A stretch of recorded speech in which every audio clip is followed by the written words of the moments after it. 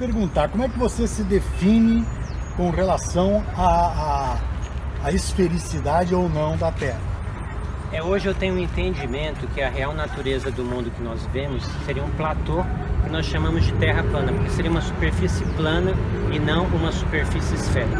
E a sua visão, quer dizer, o que embasa essa sua visão de que a Terra não é um globo e sim um platô? Então, como a maioria das pessoas, nós aprendemos na escola que a Terra é um globo e que a gravidade segura a água, por isso que contém os mares e oceanos. Mas, há cerca de 6 anos atrás, por volta de 2013, 2014, algumas pessoas chamaram atenção para o fato que esta não seria a real natureza do mundo e disseram que a Terra era plana. Isso nos levou a fazer uma observação real. E fazendo pesquisas e observações, nós chegamos à conclusão que, na verdade, a Terra é plana e que a teoria da Terra esférica seria uma fraude, na verdade, não corresponderia à verdade. E por que alguém faria essa fraude? De levar a humanidade a viver num mundo de ilusão, viver num mundo imaginável, que foi amplamente alimentado pelas obras de Hollywood, os filmes de viagens à Lua, viagem ao espaço, e de certa forma isso desconectou a população da real natureza deste mundo, ou seja, um mundo plano, um mundo onde a água, os rios são todos planos, onde não está girando, onde está tudo parado. Então isso traz uma nova perspectiva de vida. O que leva vocês a afirmar que a Terra seja plana? Eu acredito que, em geral, os terraplanistas são pessoas que buscam a verdade, que gostam da verdade. Então nós sempre aceitamos a ideia de que o mundo era uma bola giratória. Mas, uma vez que nos foi alertado da verdade da Terra plana, nós começamos a observar. E ao fazermos observações, por exemplo, da linha do horizonte, do nível do mar, do real movimento do Sol e da Lua e demais astros, nós somos convencidos cada vez mais de que a Terra realmente é uma superfície plana. Além disso, descobrimos um vasto material científico, que em geral são muitos livros de cientistas dos tempos antigos, que atualmente não são de conhecimento público, mas fizeram trabalhos científicos, e nesses trabalhos todos eles defenderam que a Terra era plana. Na visão dos terraplanistas, quando é noite, para onde vai o Sol? De forma geral, nós podemos afirmar o seguinte, de que o Sol ele circula sobre a Terra plana, no nosso céu. Então o que nós podemos observar? Que o Sol em geral se desloca vindo do leste e se põe no oeste, não precisamente leste-oeste, é uma variação. Então o que acontece? Na região, como o Sol é relativamente pequeno, ele não é gigantesco como a atual ciência afirma, nós podemos perceber que na verdade o Sol é menor. Por isso, quando por exemplo está sobre a região das Américas, é dia no Brasil e noite no Japão. E ao se deslocar, atravessando as Américas e chegando à Ásia, passa a ser dia na Ásia e passa a ser noite na América. Então dia seria a região sobre a qual o Sol está transitando e noite seria a parte que está sem Sol naquele momento. A parte que está distante do Sol e, portanto, fora da sua incidência de luz. Porque o Sol sendo pequeno e com uma luz de certa forma direcional para o solo, ele não ilumina toda a Terra plana. Ele ilumina parcialmente a Terra plana, criando os efeitos de dia, noite, penumbra, etc. Quando a gente segue em linha reta, se fosse possível fazer isso até o horizonte é o fim do mundo. Não, o que nós entendemos é que a Terra ela está sob nenhum círculo. O que nós chamamos de Antártida, que eles dizem que é um continente, Antártida para nós é um círculo de gelo, que nós chamamos borda da Antártica. Em inglês eles dizem ice wall, ou seja, muro de gelo.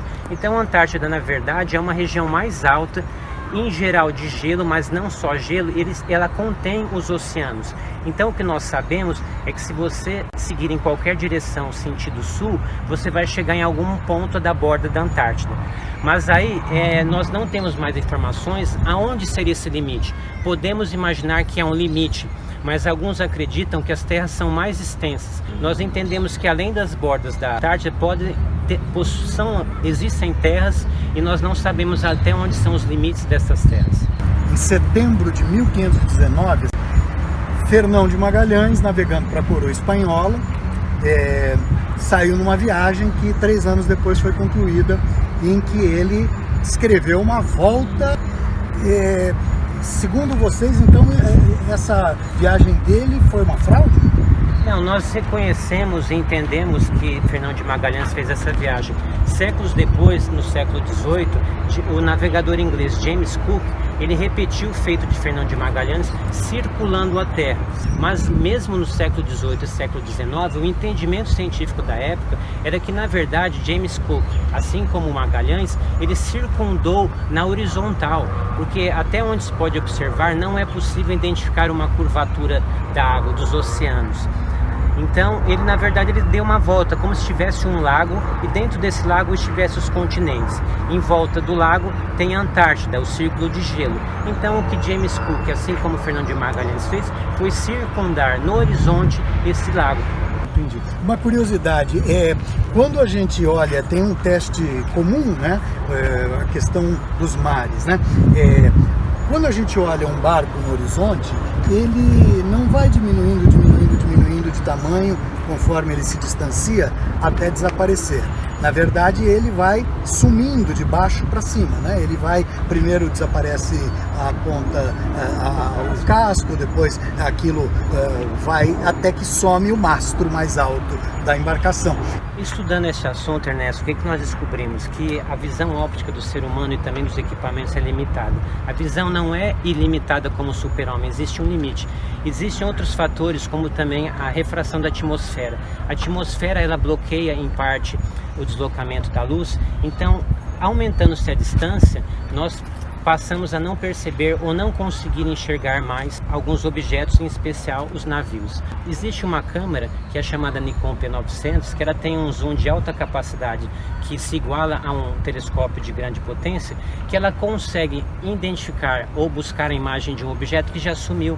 Então, você estando no litoral e observando um navio, ele desapareceu em algum momento. Você usando o foco, o zoom da câmera, você consegue identificar e você consegue ver que o navio ou o barco continua naquele lugar.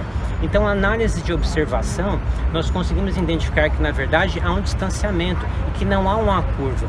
É muito comum no nosso meio desafiarem os chamados globalistas a provarem ou mostrarem a curva. E, no caso, ninguém consegue fazer isso.